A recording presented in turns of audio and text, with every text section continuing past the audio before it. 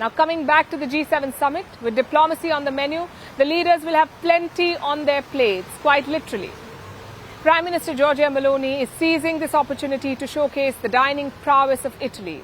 The menu is a gastronomical journey from the south of Italy to the north. There are some classics like lasagna and lobster risotto. Then there are unusual combinations like tomato-flavored ice cream. This is an opportunity for Italy to showcase its cultural richness and pair it with not only its famous wine, but also inclusivity. After all, leaders from more than 18 nations will be attending this summit. Over the years, food has played a powerful role in diplomacy. So how have other G7 hosts fared? Have some leaders chosen the menu in bad taste? Here's a report. The G7 summit is officially underway.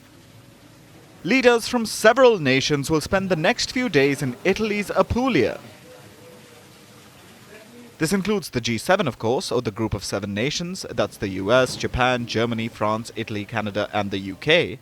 And along with them, there will be guests from over 11 countries. There's a lot on the agenda. It's expected that world leaders will be negotiating difficult situations, working long hours, and spending a lot of time talking to people. In short, it's going to get busy. But no matter what, like anyone else, the leaders will have to eat. And like most diplomatic get-togethers across centuries, food is going to play a crucial role at this summit. Which is why Prime Minister Giorgia Meloni is going all out with gastro-diplomacy. So what's on the menu? A journey to Italy. It begins from the south, with crunchy bread and gold leaf from Campania, fish soup from the Adriatic, blue lobster risotto and bergamo from Calabria, and tomato ice cream for dessert. To most of us, it sounds unusual, but this ice cream is a hit in Italy. Over the next few days, the menu will shift with flavors from the north of Italy. The star of the show is the crunchy pot of lasagna. The signature dish is exactly what the name suggests, with slightly overcooked corners of the lasagna.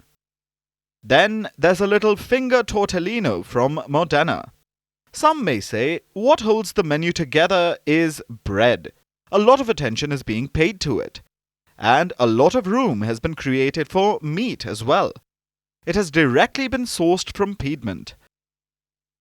This menu, offering food in Italy's favorite green, white and red colors, has been designed by Massimo Bottura, a top Italian chef who has been awarded 7 Michelin stars. Bottura is clearly being experimental, because the combinations proposed for the G7 summit are not exactly classic. The food will be served with some of Italy's best wines. Some Italian sommeliers may turn up their noses on the pairings, but these wines are loved by foreigners. After all, gastro-diplomacy is complicated business. The menu must focus on conveying Italian values. It should represent the country's biodiversity and cultural richness, along with a side of inclusivity. After all, leaders and politicians from across the world will have a go at it. For instance, at the G7 summit last year in Japan, leaders were treated to a belt-expanding tour. The menu showcased the best of Japanese dining, including Japanese oysters, Hida beef, and sea urchins. But Japan didn't always get it right. In 1992, when then US President George Bush visited Japan, he was offered raw salmon with caviar. He then made history by becoming the first sitting president to vomit on the Prime Minister of Japan. When it comes to food diplomacy, the stakes are always high. Clearly, Italy has a lot on its plate. Fan of Italy's famous cuisine? Well, we are serving it with a side of diplomacy. As the G7 leaders gather in southern Italy, Vantage is taking you to the heart of the action. What's the agenda? Who is invited? And how is Italy preparing for it?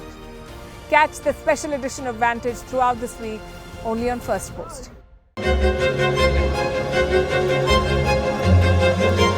Fan of Italy's famous cuisine? Well, we are serving it with a side of diplomacy. As G7 leaders gather in southern Italy, Vantage is taking you to the heart of the action. What's the agenda? Who's invited? And how is Italy preparing for it? Catch the special edition of Vantage throughout this week, only on Firstpost.